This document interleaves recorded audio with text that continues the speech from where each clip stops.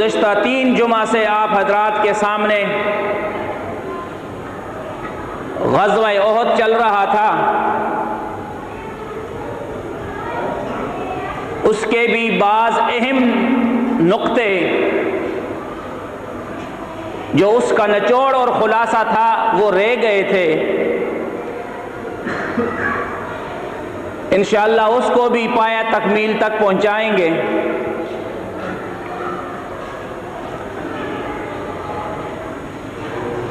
آج کے لیے جو آیات میں نے ابتدا میں تلاوت کی ہے،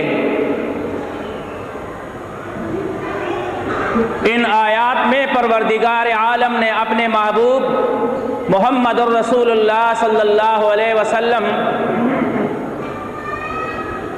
کے صحابہ کا ذکر کرتے ہیں اور ان کا تعریف کرتے ہیں اور ان کا صفت بیان کرتے ہیں کہ صحابہ کے اندر یہ صفت تھا، خالق کائنات نے یہ صفت محمد الرسول اللہ صلی اللہ علیہ وسلم کے صحابہ میں رکھا تھا کہ آپس میں رحم دل تھے، ایک دوسرے کے ساتھ جب ملتے تھے تو بہت نرمی سے ملتے تھے، محبت سے ملتے تھے، بہت رحم دل تھے، اور دشمن کے ساتھ جب ملتے تھے تو سختی سے ملتے تھے۔ یہ صحابہ کا صفت ہے جو پروردگار عالم بیان کرتے ہیں کہ رحماء بینہم، وہ آپس میں رحم دل تھے، اشداء علی الکفار، اور کفار کے مقابلے میں سخت تھے۔ جب وہ کفار کے مقابلے میں سخت تھے اور آپس میں رحم دل تھے تو کامیاب تھے، کامیابی کا اعلان ہو گیا دنیا میں۔ ہم آپس میں سخت ہیں اور دشمن کے مقابلے میں ہم نرم ہیں، دشمن کے مقابلے میں ہم نرم گوشہ رکھتے ہیں اور آپس میں سخت ہیں،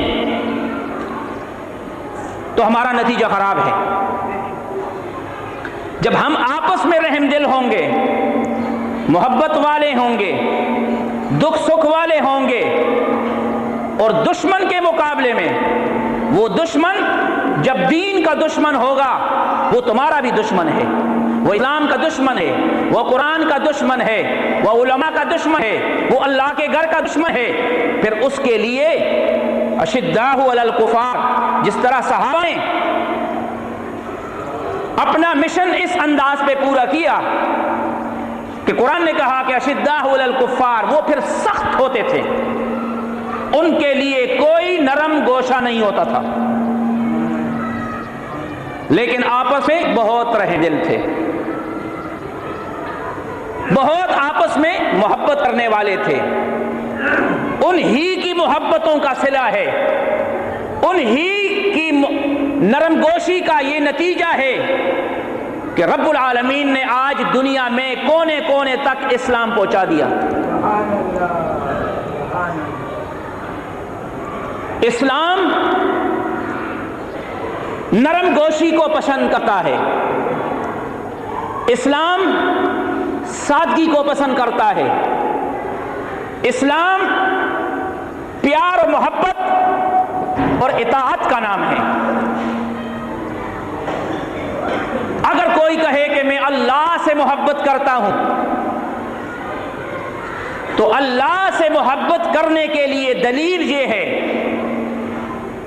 کہ کیسے ہم اللہ سے محبت کریں جس نے سارے کائنات کو وجود بخشا ہے، ذرے ذرے کا مالک ہے، حشر میں بھی مالک ہوں گے اور اس دنیا میں بھی مالک ہے اور مالک تھا اور مالک رہے گا۔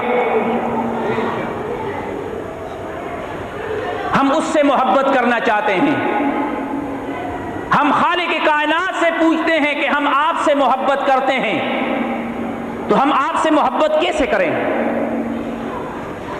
پھر رب العالمین ہمیں بتاتا ہے کہ مجھ سے محبت کرتے ہو تو مجھ سے محبت کے لیے میں نے ایک شرط رکھا ہے. ہر محبت کے لیے کوئی شرائط ہوتے ہیں، کچھ تقاضے ہوتے ہیں. خالق کائنات نے فرمایا مجھ سے محبت کرنا ہے، فاتبعونی یحببکم اللہ. مجھ سے اگر محبت کرنا چاہتے ہو تو پھر میرے محبوب کی اطاعت کرو.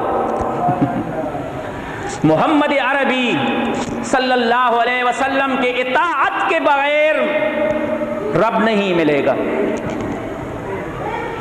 جب ہم محمد عربی کے ساتھ محبت کریں گے، اطاعت کریں گے، پھر رسول اللہ صلی اللہ علیہ وسلم کا اسوہ حسنہ، طریقہ عمل سنت، وہ زندگی میں ہمیں بتاتا ہے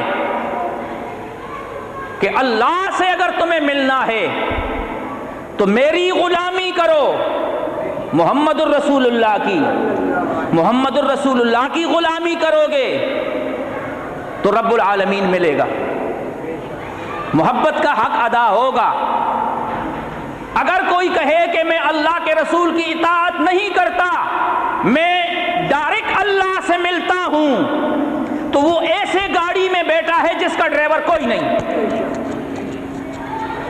ایک دعا کا اسلوب ہے جو رب العالمین نے ہمیں بتایا، کہ دعا کا اسلوب یہ بتایا کہ جب مجھے پکارتے ہو تو درمیان میں کوئی کھیپ نہیں ہوگی،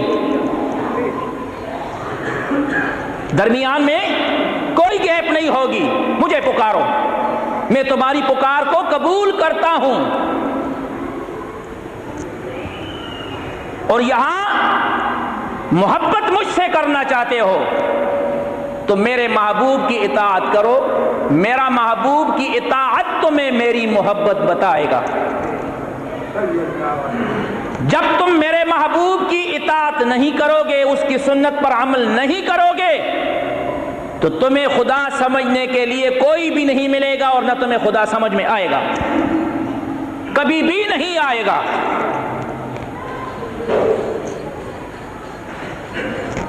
سرکار دو عالم صلی اللہ علیہ وسلم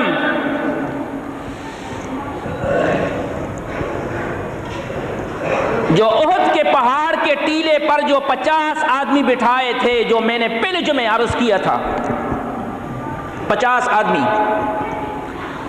تو اس 50 آدمیوں پر امیر تھا حضرت جبیر رضی اللہ تعالی عنہ، جو اولو العزم صحابی ہے.